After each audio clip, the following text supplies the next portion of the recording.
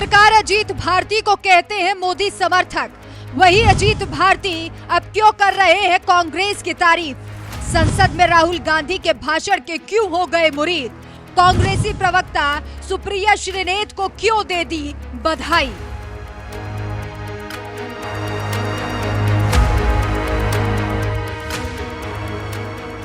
देश की राजनीति में तो सत्ता पक्ष और विपक्षी पार्टियां होती ही हैं। अब तो पत्रकार भी दो धड़े में बंट गए हैं। अजीत अंजुम, रवीश कुमार, अभिसार जैसे पत्रकारों को जहां मोदी विरोधी माना जाता है, तो वहीं अजीत भारती जैसे पत्रकारों को मोदी समर्थक पत्रकार माना जाता है। लेकिन कभी कभी यही अजीत भारती मौका पड़ने पर बीजेपी को लताड़ने में कोई कोर कसर नहीं छोड़ते, तो कभी कांग्रेस की भी तारीफ करने में पीछे नहीं रहते हैं। इस बार उन्होंने बीजेपी को भी खूब लताड़ा, तो वहीं कांग्रेस की तारीफ भी की।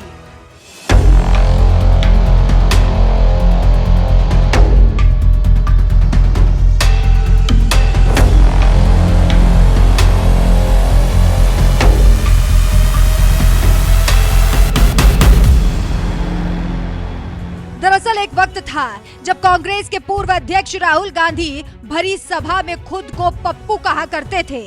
आपके लिए मैं पप्पू हूँ, आपके लिए मैं पप्पू हूँ। लेकिन अब वक्त बदल चुका है और वक्त के साथ साथ लगता है राहुल गांधी भी बदल गए हैं। यही वजह है कि बात चाहे संसद की हो या फिर सड़क की, मोदी सरकार पर ताबड़तोड़ हमला बोल रहे राहुल गांधी की बातों में भी अब दम लगता है और लोग उन्हें सुनते भी हैं। हाँ। सर बेचारे सर मीडिया वाले हैं सर। बेचारे नहीं है वे, बेचारे शब्द बोलो उनके लिए।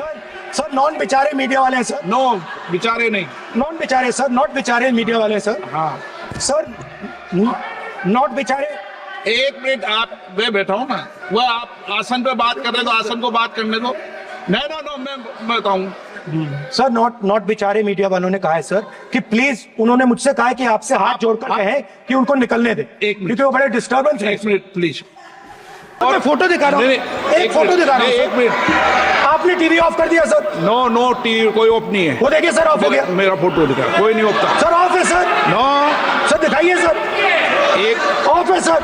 नो, आप टीवी ऑफ कर लेते हो। प्लीज आप बैठिए, एक बात सुनिए। ओके सर, नहीं आप अपोलोजाइज सर। नहीं नो अपोलाइज, मैं आपको अपोलाइज के लिए दिखेगा। आप प्रतिपक्ष के नेता है तो मेरी ये अपेक्षा रहती है कि सर ये देखिए सर, बंद होगी। आप सदन की मर्यादा को रखें। सर जब भी मैं उसको हटाना चाहता हूं मुझे ये करना है सर। वो देखो सर, अभी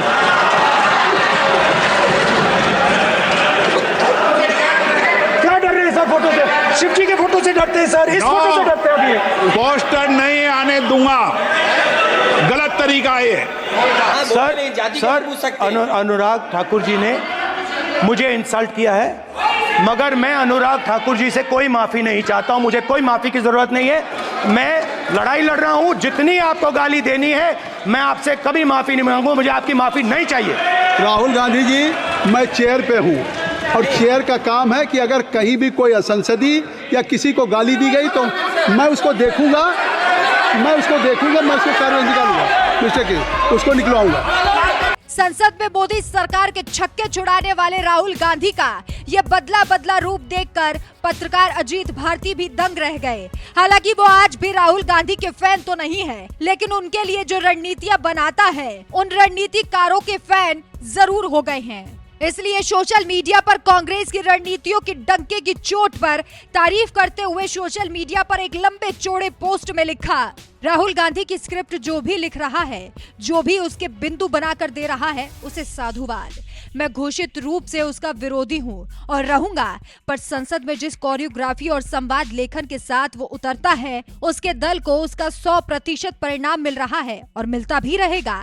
हम और आप इस पर मत्था पच्ची करते रह सकते हैं कि वो जो बोल रहा है वो कितना अनुचित है, कितना भड़काऊ और विभाजनकारी है, लेकिन नए वोटरों को और सामाजिक न्याय के नाम पर बनती दरारों को यही कीवर्ड्स चाहिए। सभापति उसकी फोटो संसद नियमावली के आलोक में ना दिखाएं, वो व्यक्ति इस बात को भुनाएगा, सभापति को मॉक करेगा कि जादू दिखाता हूं, और वो अपने दर्शकों को ये समझाने में सफल रहेगा कि उसके साथ तानाशाही हो रही है। संविधान की हत्या हो रही है।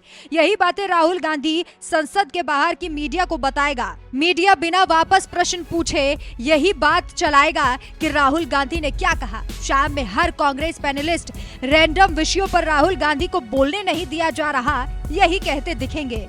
ये योजना बहुत सुंदर है क्योंकि इसमें भाजपा कहीं गेम में है ही नहीं। जबरदस्त रणनीति के दम पर लोकसभा चुनाव में बीजेपी के पसीने छुड़ाने वाली कांग्रेस की नजर अब महाराष्ट्र में होने वाले विधानसभा चुनाव पर है और इस चुनाव को लेकर पत्रकार अजीत भारती ने दावा किया है कि ताजा समाचार ये है कि महाराष्ट्र में कांग्रेस ने 5000 लोगों को चुनाव के लिए अच्छी सैलरी पर नियुक्त किया है। भाजपा 2014 की खुमारी से बाहर नहीं निकल पा रही और कांग्रेस परफेक्शन के साथ कार्य कर रही है। बधाई हो सुप्रिया श्रीनेत, अगर समय हो तो भाजपा के लिए हाउ टू ट्यूटोरियल भेजिएगा। संभव है सीख कर इसका स्तर कुछ बढ़े। ये बात अजीत भारती ने अभी कही है कि साल 2014 में पहली बार प्रचंड बहुमत के साथ सत्ता हासिल करने वाली बीजेपी जिस खुमारी में थी, उसी खुमारी से अभी तक बीजेपी बाहर नहीं निकली है। जबकि योगी आदित्यनाथ ने तो 14 जुलाई को यूपी में हुई प्रदेश कार्य समिति में खुद योगी आदित्यनाथ ने भी यही बात कही थी कि इस चुनाव में हमें अति आत्मविश्वास भारी पड़ गया। कहीं पर जब हम लोग ये मान करके चलते हैं अति आत्मविश्वास में कि हम तो जीत ही रहे हैं, तो स्वाभाविक रूप से वहां पर कहीं न कहीं हमें खामियाजा भी भुगतना पड़ता है और वह अति आत्मविश्वास कहीं न कहीं हम लोगों को जहां चोट पहुंचाने में, उस विश्वास पर खरा उतरने में, उन अपेक्षाओं पर खरा उतरने में, जहां कहीं न कहीं उस विश्वास पर कहीं न कहीं चोट पहुंची, वहीं साथ ही साथ जिस विपक्ष ने चुनाव के पहले हिम्मत हार करके बैठ गया था, वो आज फिर से उछल कूद करने का कार्य कर रहा है। योगी आदित्यनाथ ने तो तमाम कार्यकर्ताओं के सामने ये बात स्वीकार कर ली थी कि हम अति आत्मविश्वास की वजह से हारे हैं और यही बात अब पत्रकार अजीत भारती भी कह रहे हैं, क्योंकि 400 पार का नारा देने वाले बीजेपी के ये कार्यकर्ता अति आत्मविश्वास में ये मान बैठे थे कि अब तो हम जीत ही रहे हैं। लेकिन जब चुनावी नतीजे आए तो बीजेपी को सरकार बनाने लायक सीट भी नहीं मिल पाई। इसके बावजूद लगता है कि बीजेपी की आंखें अभी भी नहीं खुल रही हैं। यही वजह है कि पत्रकार अजीत भारती ने कांग्रेसी प्रवक्ता सुप्रिया श्रीनेत को सलाह दे डाली कि भाजपा के लिए हाउ टू ट्यूटोरियल भेजिएगा। संभव है सीख कर इनका कुछ स्तर बढ़े। वैसे आपको क्या लगता है कि बीजेपी वाकई में अभी भी 2014 की जीत की खुमारी से बाहर नहीं निकल सकी है? अपनी राय हमें कमेंट कर जरूर बताएं।